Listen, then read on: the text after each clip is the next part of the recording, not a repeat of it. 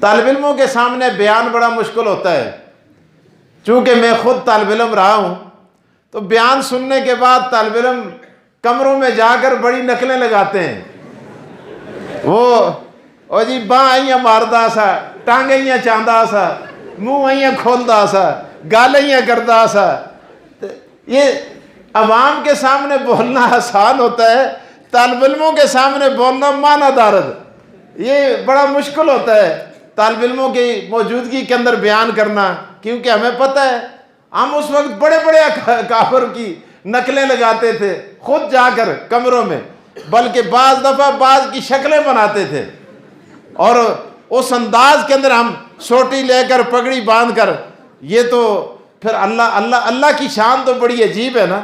جو انداز آدمی نقل کا اپناتا ہے اللہ پاک اس کو اصل میں بدل دیتے ہیں۔ اب مجھے بات یاد آئی ہے، وقت تو بڑا کم مجھے دیا ہے، میں وہ موسیٰ علیہ السلام کی بات آپ نے سنی ہوگی، موسیٰ علیہ السلام کے مقابلے میں جادوگر آئے نا، اے میں تسوں کو تاختا کہ بے شک جن کے بڑی نقل بھی پہ کرے ہو۔ موسیٰ علیہ السلام کے مقابلے میں جادوگر آئے نا، تو جادوگر تفاسیر میں لکھا ہے جادوگروں نے موسیٰ علیہ السلام جیسا حلیہ بنایا،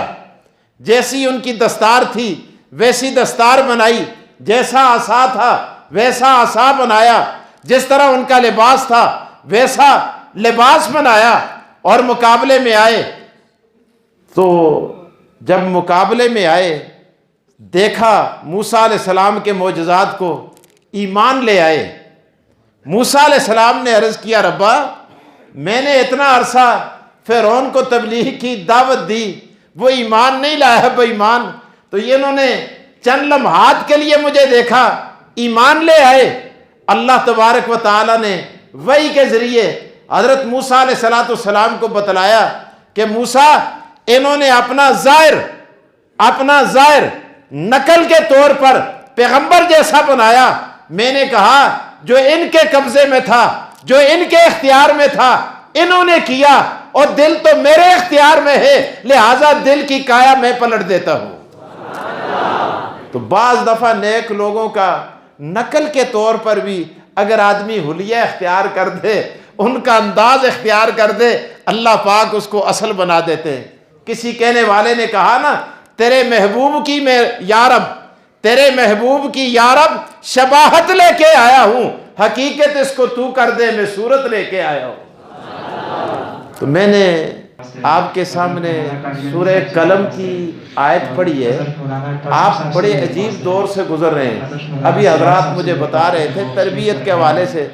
تربیت تو ماشاءاللہ یہاں مجھے فقدان نظر نہیں آتا، کوئی کمی، میں خود تربیت کا محتاج ہوں۔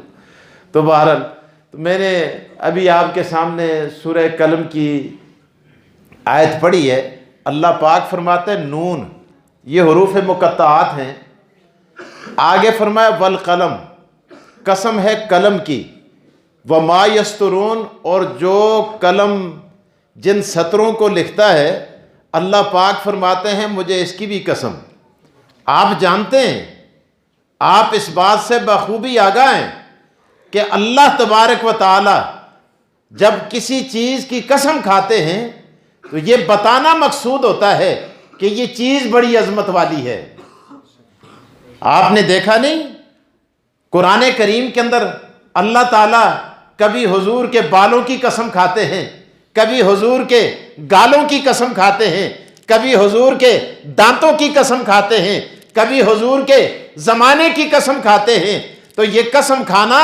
اس بات کی دلیل ہوتی ہے، اللہ یہ بتانا چاہتے ہیں کہ دنیا والوں اس بات کو سمجھ لو کہ میں جس چیز کی قسم کھا رہا ہوں یہ چیز بڑی عظمت والی ہے،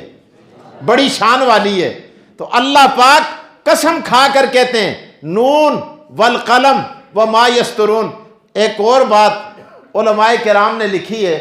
تفاسیر میں، اللہ نے نون کی بھی قسم کھائی، نون بھی کیا ہے؟ قسمیہ ہے۔ اور علماء نے لکھا یہ آگے قلم کا تذکرہ ہے، پہلے فرمایا نون، نون سے مراد دوات ہے۔ اور علماء نے بڑی بحث فرمائی ہے، میں قربان جاؤں مولانا اشرف علی صاحب تھانوی پر، अल्लाह उनकी कब्र पे करोड़ों रहमतें नाज़िल फरमाए। ये हमारे अकाबर थे, उलाइका आबाई फजीनी बिमिस्लिहिम। अजीब बात फरमाते हैं ये दवात प्लास्टिक की हो, दवात मट्टी की हो, दवात हड्डी की हो, दवात लकड़ की हो, दवात शीशे की हो, जिस दात से भी बनी हुई हो,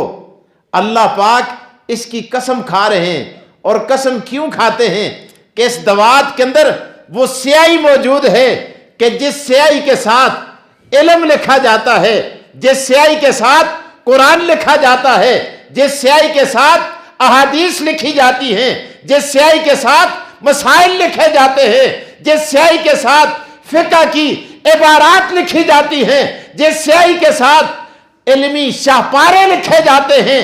अगर ये स्याही दवात में मौजूद होती है तो ये दवात अल्लाह तबारक व तआला के यहाँ इतनी मुक्तदर बन जाती है कि परवरदिगार आलम इस दवात की अर्श आज़म पे कसमें खाता है। एक और बात बड़ी अजीब है, अगर दवात के अंदर वो स्याही मौजूद हो जिस स्याही के साथ इल्म लिखा जाता है, जिस स्याही को इल्म की तरवीज के लिए, इल्म की तशहीर के लिए इस्तेमाल किया जाता है, तो वो दवात उस स्याही की वजह से इतनी अजमत वाली बन जाती है कि अर्श आज़म पे खुदा कसमें खाता है। तो आप बताएं कि जिस सीने में कुरान मौजूद हो, जिस सीने में हदीस मौजूद हो, जिस सीने में तजवीद मौजूद हो, जिस सीने में फिक़ह मौजूद हो, जिस सीने में इल्म मौजूद हो और जिस सीने में दीन मौजूद हो, आप बताएं कि वो सीना अल्लाह तबारक व तआला के हाथ सीनों में कितना मुक्तदर होगा। अल्लाह के यहाँ उस आलिम दीन की, उस कारी कुरान की, उस हाफिज कुरान की कितनी कदर मंज़िलत होगी कि अगर खुदा को वो दवात इतनी महबूब है कि वो दवात की कसमें खा रहा है, तो आप बताएं कि वो सीना अल्लाह के यहाँ कितना महबूब होगा। इसलिए फरमाया नून, मुझे दवात की कसम, वल कलम, और इस दवात से वो कलम स्याही लेकर किरतासे अबियज़ को मुंतकिल करके सतरे लिखता है। परवरदिगार कहते हैं और मुझे कलम की भी कसम, क्यों कि ये दवात से स्याही लेकर कागज तक पहुंचाता है, ये दरमियान में वास्ता और आला बने हुआ है। परवरदिगार कहते हैं मुझे ये कलम भी बड़ा महबूब है। अल्लाह अकबर, जो सतरें लिखी जाती हैं, जो अल्फाज लिखे जाते हैं, अल्लाह फरमाते वमा यस्तुरून, मुझे उन सतरों की भी कसम।